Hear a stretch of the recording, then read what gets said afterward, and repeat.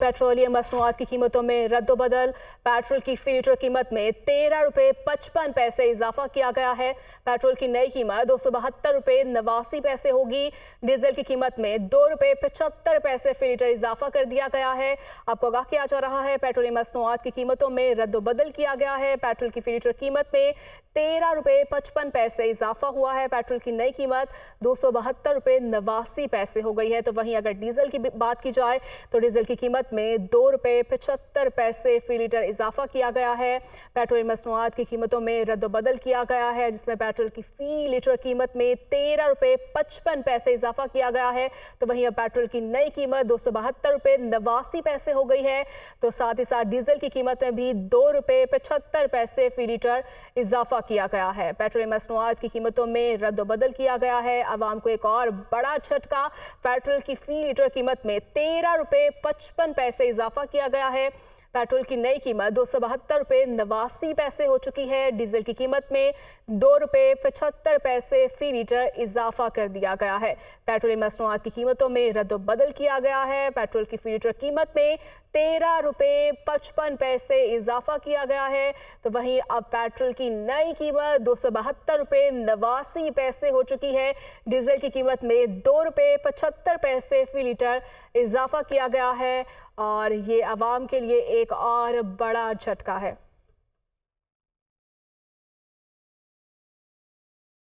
Election commission ने तमाम सियासी जमातों को लेवल प्लेइंग फील्ड फराहम किया है। चीफ इलेक्शन कमिश्नर की जानिब से कहा गया है आम इंतखाबात के नताइज कानून के मुताबिक रात 1 बजे देंगे। आरटीएस की बजाय ईएमएस के इस्तेमाल का मकसद शफाफ इंतखाबात करवाना है। और मजीद भी कहा कि इलेक्शन 8 फरवरी को ही होंगे। और चीफ इलेक्शन कमिश्नर की ज़ेर सदारत इजलास में ये अहम फैसला किया गया है। अभी तक सुप्रीम कोर्ट से जो फैसले आए हैं उन हलकों में बैलेट पेपर्स को छापा जाएगा। इलेक्शन कमीशन इसके बाद दोबारा प्रिंटिंग के अहकामात आए तो कागज़ मौजूद नहीं होगा, वो नहीं छप सकेंगे, ये फैसला किया गया है। तो वहीं खुसूसी फीचर्स वाला कागज़ भी ख़त्म हो चुका है। प्रिंटिंग कॉरपोरेशंस की भी गुंजाइश कम है। ज़राए के मुताबिक केपीके और बलूचिस्तान में इलेक्शन मुलतवी करने का कोई चांस नहीं है। ज़राए इलेक्शन कमीशन की जानिब से ये बयान सामने आया है। इसी पर मज़ीद बात कर लेते हैं, आगे बढ़ेंगे और बात करेंगे पाकिस्तान तहरीक इंसाफ का अगला चेयरमैन कौन होगा। फैसला आइंदा 24 घंटों में किए जाने का इम्कान है। वीडियो लिंक इजलास में पार्टी चेयरमैन के उम्मीदवारों का फैसला किया जाएगा। ज़राए पीटीआई कोर कमेटी अरकान बैरिस्टर गोहर अली समेत दीगर ऑप्शंस पर गौर करेंगे। ज़राए पीटीआई के मुताबिक आइंदा 4 से 5 रोज में इंट्रा पार्टी इलेक्शन करवाए जाएंगे। इसी पर मजीद बात कर लेते हैं वकार सैयद से। जी वकार, बताइएगा। जी बिल्कुल, जो पाकिस्तान तहरीक इंसाफ ने इंटर पार्टी इंतखाबात कराने का फैसला किया है और अपने जो नए चेयरमैन है उसकी तकर्री करनी है, इसके लिए जो जनरल बॉडी काउंसिल का जो इजलास था वो आज बुलाया गया था, जो वर्चुअली बुलाया गया था। ताहम चारों जो सूबाई हुकूमतें हैं वहाँ पर जो है वो जनरल बॉडी इजलास और इसके अलावा मरकज में हुआ, जिसमें जो है मुख्तलिफ जो एक करारदाद मंजूर की गई थी, जिसमें ये तय किया गया कि रऊफ हसन जो है वो वफाकी चीफ इलेक्शन कमिश्नर होंगे, जबकि उमर अयूब जो है वो चीफ ऑर्गेनाइजर होंगे। जबकि इसके साथ करारदाद में ये भी कहा गया कि 7 दिन में जो है बाकायदा तौर पर ये इंटर पार्टी इंतखाबात जो है वो करा दिए जाएंगे। ताहम जो चेयरमैन पीटीआई कौन होगा इसके लिए जो है वो पाकिस्तान तहरीक इंसाफ की कोर कमेटी जो है वो गौर कर रही है और इसमें बैरिस्टर गोहर का जो नाम है वो भी ज़ेर तजवीज़ है। और इसके अलावा जो बानी चेयरमैन है उनकी फैमिली से भी इस बारे में जो है वो इनपुट लिया जाएगा। पाकिस्तान तहरीक इंसाफ का कहना है कि वो ये जो इंटर पार्टी इंतखाबात है वो करवा कर इलेक्शन कमीशन से जो बल्ले का इंतखाबी निशान है उसके लिए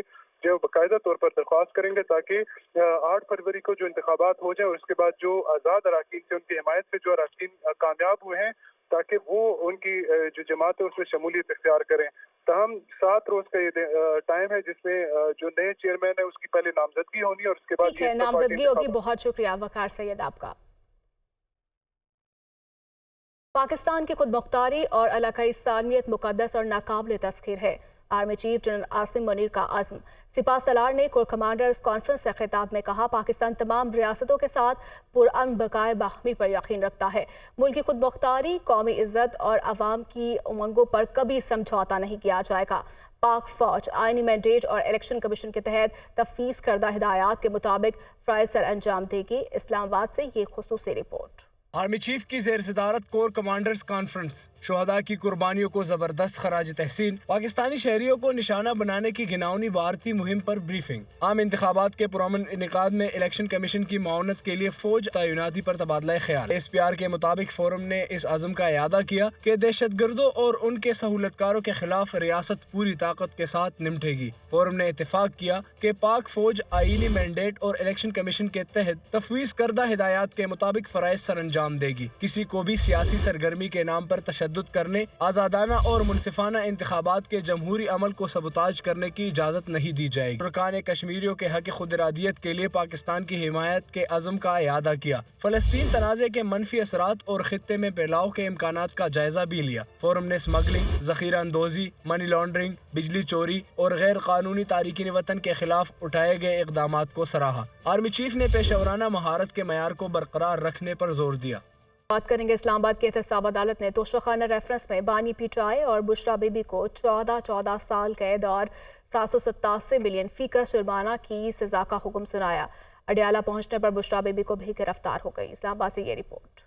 احتساب عدالت کے جج محمد بشیر نے اڈیالہ جیل میں سماعت کی۔ ڈپٹی پروسیکیوٹر جنرل نیب سردار مظفر عباسی اور دیگر عدالت میں پیش ہوئے، جبکہ وکلا صفائی عدالت پیش نہ ہوئے۔ عدالتی طلبی پر ڈپٹی سپرنٹینڈنٹ جیل نے بانی پی ٹی آئی کو عدالت میں پیش کیا۔ سماعت کے دوران عدالت نے ہدایت کی کہ آپ 342 کا بیان جمع کرائیں، جس پر بانی پی ٹی آئی نے کہا مجھے تو حاضری کے لیے یہاں بلایا گیا ہے۔ جج نے کہا کل آپ کو ہدایت کی تھی کہ صبح 9 بجے 342 کا بیان لازمی دیں گے۔ بانی پی ٹی آئی نے کہا میرا بیان تیار ہے، وہ میرے کمرے میں ہے۔ جج نے کہا جائیں فوری اپنا بیان لائیں۔ بانی پی ٹی آئی نے کہا لیکن بیان میں کچھ چیزوں کو رد و بدل کرنا ہے۔ جج نے کہا آپ بیان لے آئیں، کمپیوٹر پر ٹائپ کریں، بعد میں رد و بدل بھی کر لیں گے۔ جج نے ڈپٹی سپرنٹینڈنٹ کو بانی پی ٹی آئی کے ساتھ جانے کی ہدایت کی۔ بعد ازاں بانی پی ٹی آئی واپس نہیں آئے۔ ڈپٹی سپرنٹینڈنٹ نے کہا وہ نہیں آ رہے۔ عدالت نے استفسار کیا کہ کیوں نہیں آ رہے، جس پر ڈپٹی سپرنٹینڈنٹ نے عدالت کو بتایا کہ وہ کہہ رہے ہیں میرے وکلا جب تک نہیں آتے میں عدالت نہیں آؤں گا۔ جج نے عدالتی اہلکار کو ہدایت کی کہ وہ کیس ٹائٹل کی آواز لگائے۔ عدالتی اہلکار برآمدے میں گیا اور آواز لگائی۔ پکار کے باوجود بانی پی ٹی آئی اور بشرا بی بی عدالت نہیں آئے۔ عدالت نے دونوں ملزمان کو 14 سال قید جبکہ 1 ارب 57 کروڑ 40 لاکھ روپے جرمانہ کی سزا کا فیصلہ سنا دیا۔ دونوں مجرمان 10 سال کے لیے کسی بھی عوامی عہدے اور قرض کے حصول کے لیے نااہل بھی قرار دے دیے گئے۔ کیس کے فیصلے کے بعد بشرا بی بی اڈیالہ جیل پہنچی اور خود کو گرفتاری کے لیے پیش کر دیا، تاہم ان کی باضابطہ گرفتاری وارنٹ جاری ہونے کے بعد کی گئی۔ اس دوران وہ سپرنٹینڈنٹ اڈیالہ جیل کے کمرے میں بیٹھی رہیں۔ توشہ خانہ ریفرنس کا فیصلہ سنا دیا گیا ہے کہ اس میں بانی پی ٹی آئی اور ان کی اہلیہ پر کون کون سے الزامات عائد کیے گئے اور کن تحفوں کو بنیاد بنایا گیا۔ دیکھتے ہیں یہ رپورٹ۔ توشہ خانہ ریفرنس نیب راولپنڈی نے دائر کیا جس میں بانی پی ٹی آئی اور بشرا بی بی کے نام شامل کیے گئے۔ ریفرنس میں کہا گیا کہ وزارت عظمیٰ کے دوران بانی پی ٹی آئی اور بشرا بی بی کو مختلف سربراہان مملکت کی جانب سے 108 تحائف ملے۔ ان 108 تحائف میں سے 58 تحائف دونوں نے اپنے پاس رکھ لیے۔ ان تحائف کی ویلیو 14 کروڑ روپے لگائی گئی۔ نیب ریفرنس کے مطابق بانی پی ٹی آئی اور بشرا بی بی نے جیولری سیٹ 90 لاکھ روپے رقم کی ادائیگی عوض وصول کر لیا۔ 1 اگست 2022 کو چیئرمین نیب نے توشہ خانہ ریفرنس پر تحقیقات شروع کرنے کے احکامات دیے اور پھر ڈی جی نیب نے 5 اگست کو معاملے کی تحقیقات شروع کر دی۔ 14 جولائی 2023 کو توشہ خانہ کی تحقیقات تفتیش میں تبدیل ہوئی۔ تحقیقات سے معلوم ہوا کہ پرائیویٹ فرد سے قیمت کا اندازہ لگوایا گیا اور قیمت انتہائی کم رکھی گئی۔ بعد ازاں جیولری سیٹ کی اصل قیمت لگانے کے لیے دبئی کے ماہر سے بھی رابطہ کیا گیا۔ نیب کے مطابق بانی پی ٹی آئی نے سعودی ولی عہد سے موصول ہونے والا جیولری سیٹ انتہائی کم رقم کے عوض اپنے پاس رکھا۔ توشہ خانہ قوانین کے مطابق تمام تحائف توشہ خانہ میں رپورٹ کرنے لازم ہیں۔ سابق وزیر اعظم اور بانی پی ٹی آئی کو توشہ خانہ کیس میں سزا سنا دی گئی ہے۔ توشہ خانہ سے تحائف لینے والی ایسی کون سی شخصیات ہیں جن کے سر پر اب بھی سزا کی تلوار لٹک رہی ہے، جانتے اس رپورٹ۔ جب وزیر اعظم تھے تو انہوں نے قوانین میں نرمی پیدا کر کے سابق صدر آصف زرداری اور سابق وزیر اعظم نواز شریف کو توشہ خانہ سے گاڑیاں خریدنے کی اجازت دی۔ سابق صدر آصف زرداری نے متحدہ عرب امارات اور لیبیا سے قیمتی گاڑیاں لیں۔ آصف زرداری نے ان قیمتی گاڑیوں کی قیمت منی لانڈرنگ والے جعلی اکاؤنٹس سے ادا کی۔ سابق وزیر اعظم یوسف رضا گیلانی اور سابق صدر آصف زرداری پر 19 ستمبر 2020 کو فرد جرم عائد کی گئی۔ عدم پیشی پر احتساب عدالت اسلام آباد کے جج محمد बशीर ने साबिक वजीर आजम नवाज शरीफ को इश्तिहारी करार देते हुए उनके दायमी वारंट गिरफ्तारी जारी कर दिए। साबिक वजीर आजम नवाज शरीफ 21 अक्टूबर को वतन वापसी के बाद एहतसाब अदालत में पेश हुए तो अदालत ने उनके दायमी वारंट मनसूख कर दिए। 2 साबिक वज़ीर आज़म और 1 साबिक सदर के खिलाफ तोशाखाना रेफरेंस की आखिरी समाअत 24 जनवरी को हुई, जो जज की अदम दस्तयाबी के बायस 13 फरवरी तक मुलतवी कर दी गई। साबिक वजीर आजम यूसुफ रजा गिलानी और साबिक सदर आसिफ जरदारी के खिलाफ 10 से जायद गवाहों के बयानात रिकॉर्ड किए जा चुके हैं। तोशाखाना से तहाइफ वसूल करने वालों की 1947 से लेकर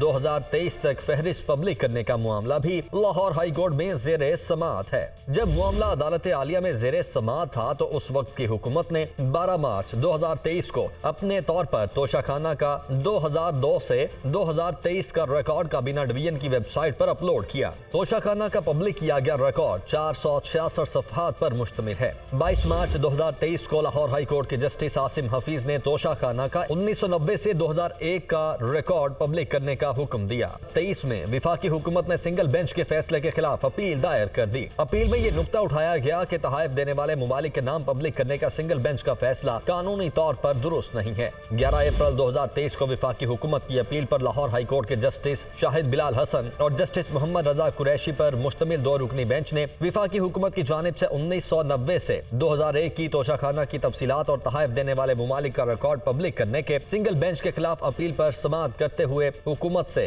1947 से 2001 तक का तोशाखाना का मुकम्मल रिकॉर्ड तलब कर लिया। उसके बाद दोबारा समाअत न हो सकी।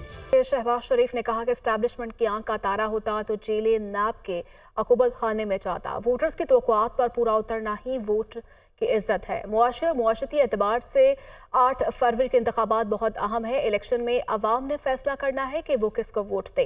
2018 से पहले मुल्क तरक्की का सफर तेजी से तय कर रहा था। RTS एक सोचे समझे मंसूबे के तहत बिठाया गया। माजी से रोने धोने से कुछ नहीं होगा, ये वक्त का ज़िया है। शहबाज शरीफ का डिजिटल मीडिया नुमाइंदों से खिताब किया।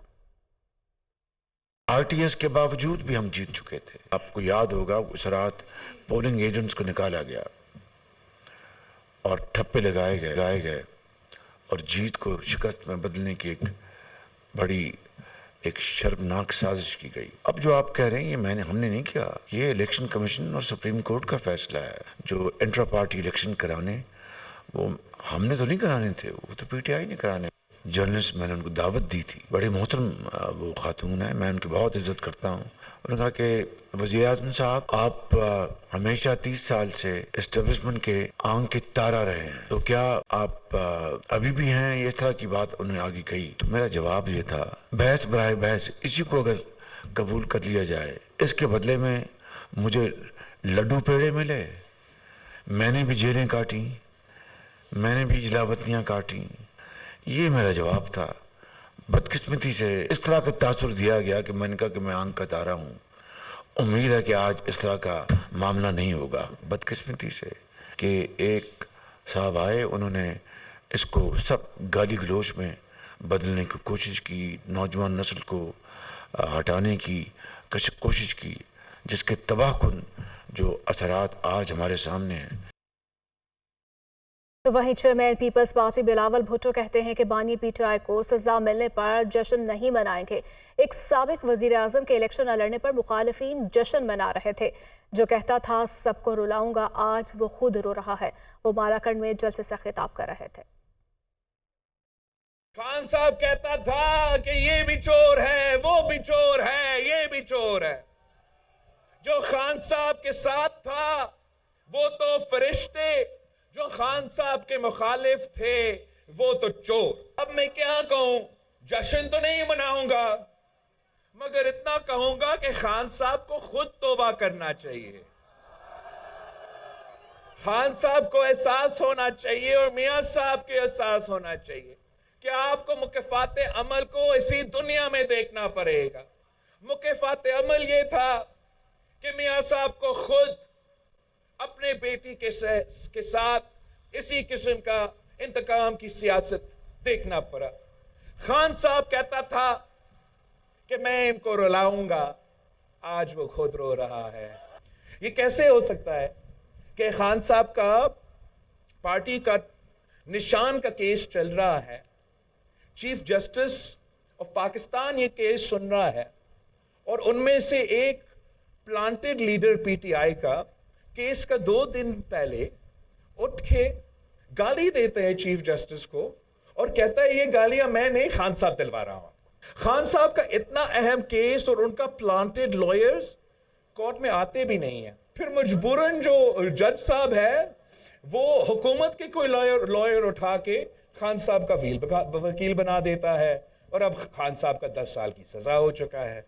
तो खान साहब की अपने लोगों ने खान साहब को फंसाया है, ये किसी और का कसूर नहीं।